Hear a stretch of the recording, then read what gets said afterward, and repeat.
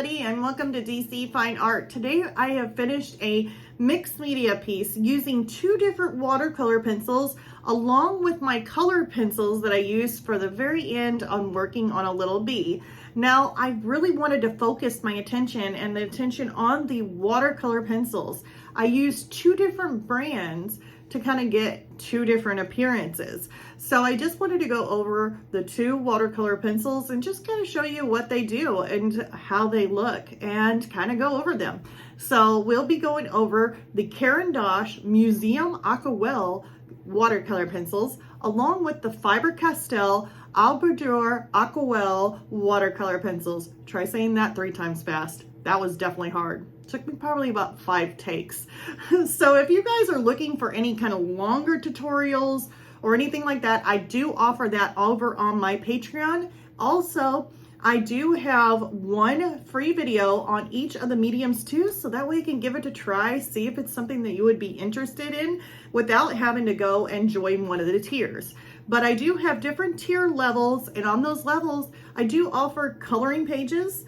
I usually give out about 4 minimum each month on those tiers, and you can kind of check them out on there. But then I also have reference photos too that I offer on depending on which tier you're also on. So some really good kind of fun stuff that's going on over there, and also some free videos that you can go over there and check out yourself.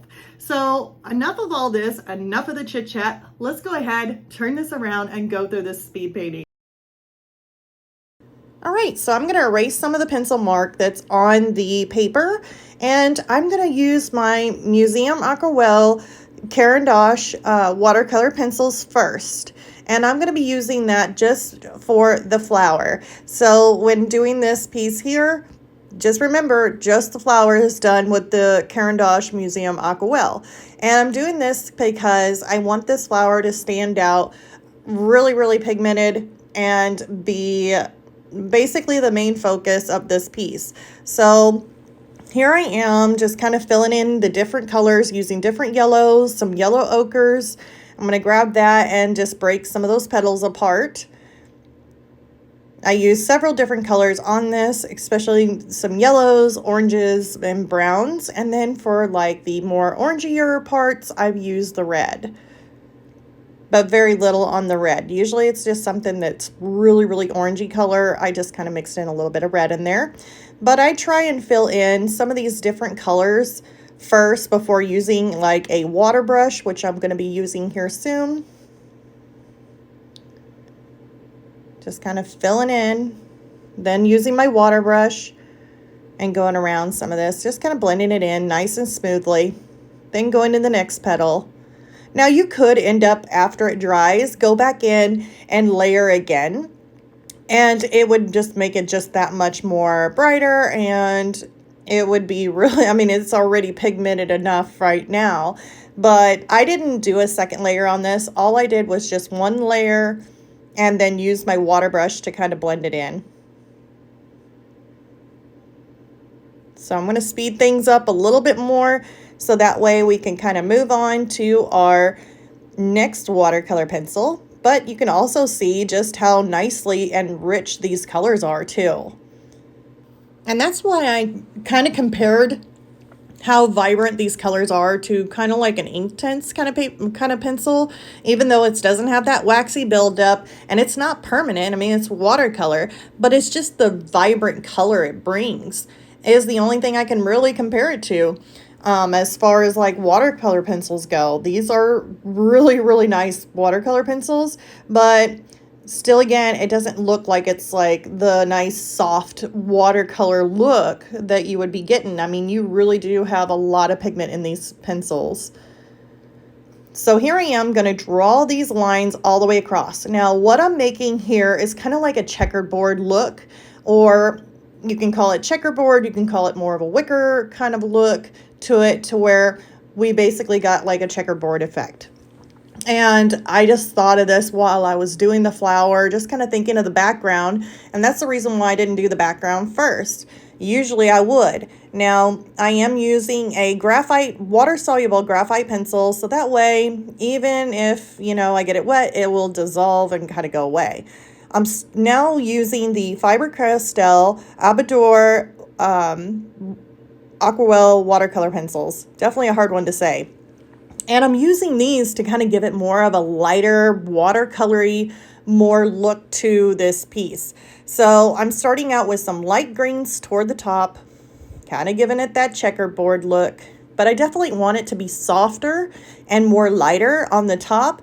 And then as I go down, I'm going to start moving on to more of a mid-tone green, and then a kind of a mixture between mid-tone and dark green going toward the bottom, and then a darker green. So I'm just going from light to dark from top to bottom, and I'm just filling in some of these little checkers or a wicker board, like a wicker look, either one, just like this checkerboard. But I'm using green because instead of adding like leaves and limbs and all this stuff to the flower, I just figured, you know, incorporate the green into the background by using like this kind of look.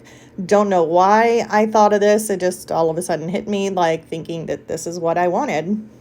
Now we're moving on.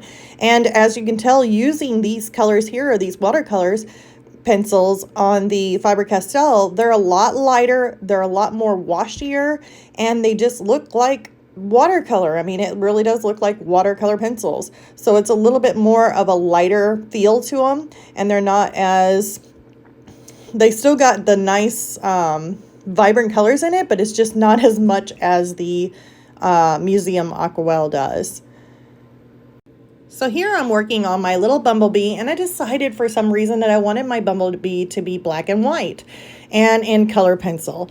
So I am using my Poloychromos pencils along with my Midnight Black on my Derwent Lightfast and my Derwent Drawing Chinese White, and I am creating this little bumblebee here. Now, I don't know why I decided to do a black and white little bumblebee. I don't know. Sometimes I just don't understand my ways of thinking, but this is just something that I wanted, and that's why I went with it. I just thought it in my head and just said, yep, I want a little black and white fuzzy bumblebee. So I stuck him in there just to have that mixed media look. So here I am removing the tape. It's always the funnest part of all. And here is my little finished piece. It's a mixed media. As you can tell, the little checkers are more of a watercolor kind of wash look. And then you got those really bright Museum Aquarelles. Here is it matted, and here it is framed. Well, I hope you guys enjoyed that video, and also if you can see the difference between the watercolor pencils and what the two differences are between the two brands. It definitely helps out, and it can definitely help you out if you're trying to create maybe a more softer background with watercolor pencils. And if you want something more vibrant that maybe sticks out there, then those Museum Aquarelle pencils from Caran would be a very good choice for those too.